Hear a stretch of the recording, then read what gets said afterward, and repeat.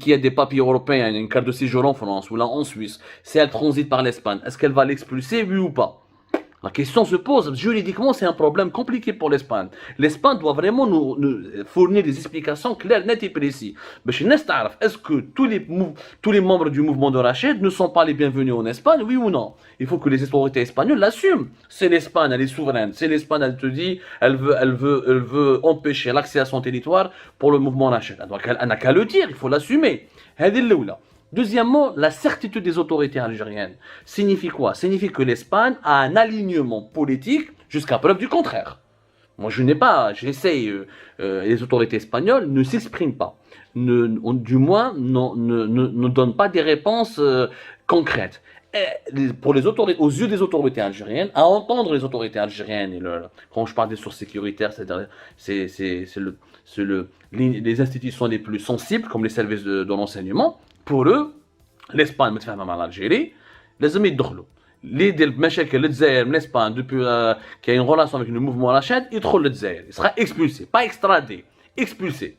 Parce que pour qu'il y ait une extradition, il faut qu'il y ait un jugement, un procès en Espagne, avec un verdict. باش نتفاهموا مليح.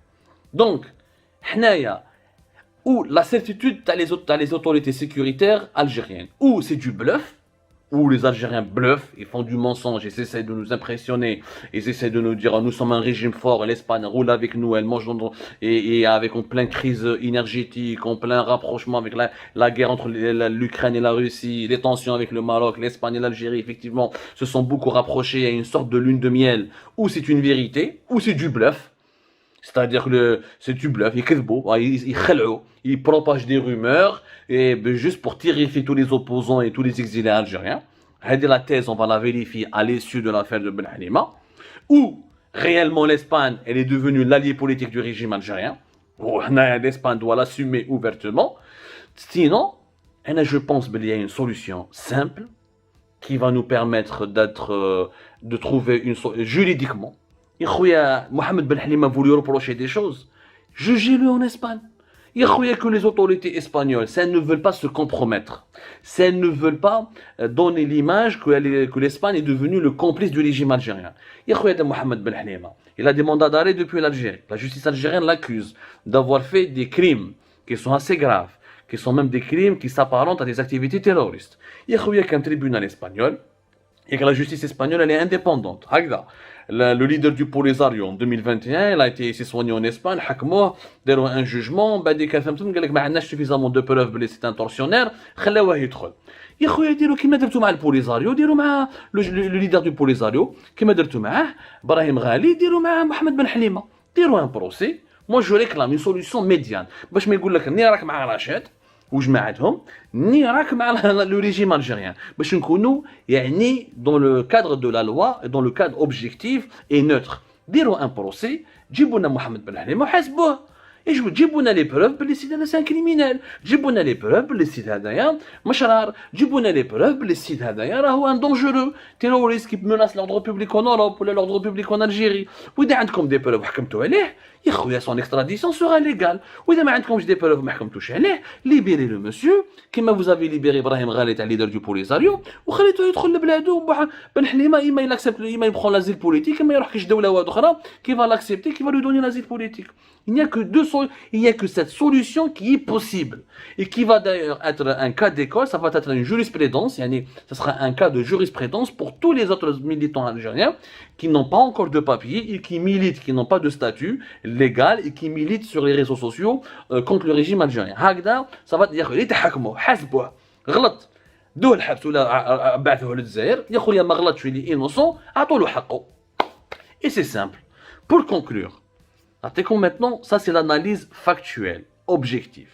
Maintenant, l'analyse subjective. أنا هذا بن حليمة هدرت معاه وقصرت معاه وجو lui ai parlé au téléphone ودرت معاه une émission de télévision.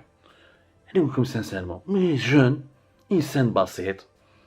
ما شفت منه إرهابي ولا شفت منه ما على باليش ولا ما شفت منه حتى حاجة الشر. جو دي لا فيريتي أنا طونك جورناليست ألجيريان أنا ما عندي رابح فيها ني ناقة ني جمل. Encore une fois, j'essaie d'être objectif.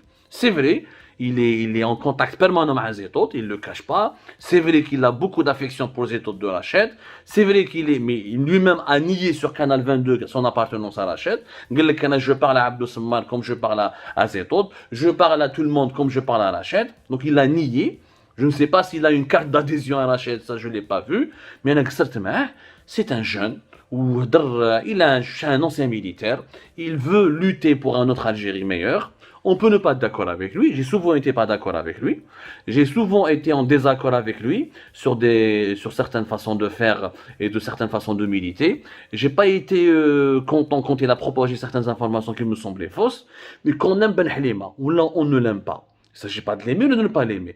Pourquoi le traquer à ce point, faire de lui on dirait un Pablo Escobar, le transformer en Osama Ben Laden ou la Malabalish? Pourquoi? علاش الشيء هذا كاع moi je comprends pas.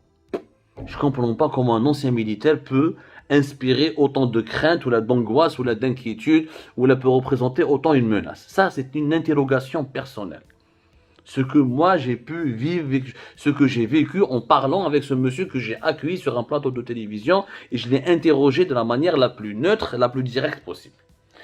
La dernière chose, et je conclus, la principale leçon qu'il faut tirer de l'affaire Ben Halima, on a une émission tout à l'heure le soir pour insister beaucoup sur ce point, parce que maintenant nous avons consommé le temps uniquement dans les explications et le décryptage légal de cette affaire.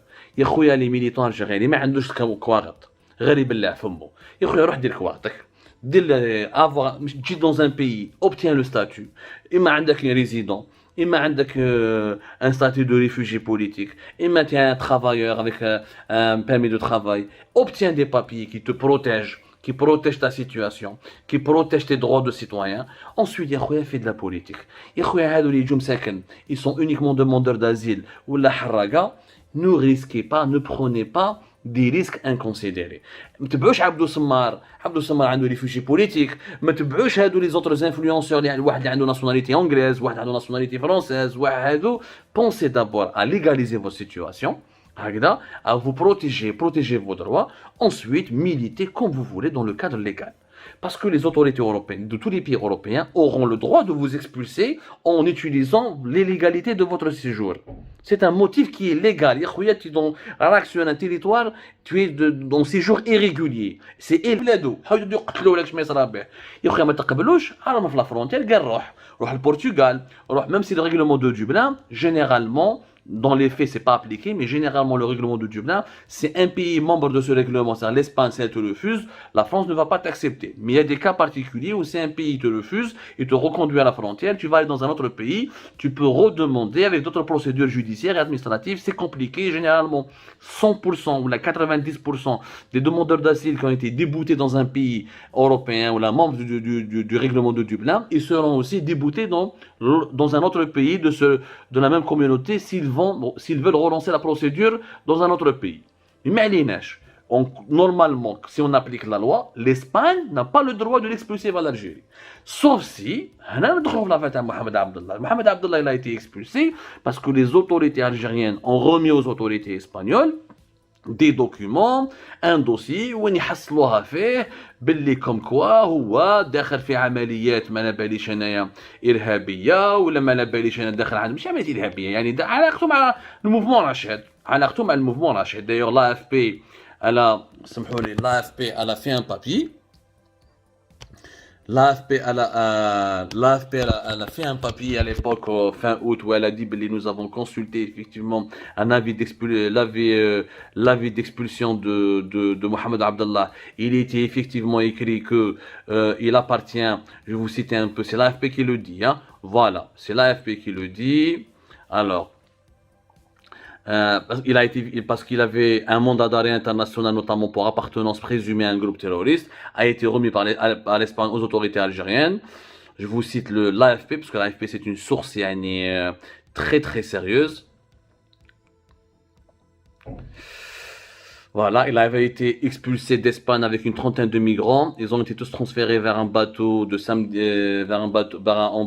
depuis Almeria vers l'Algérie.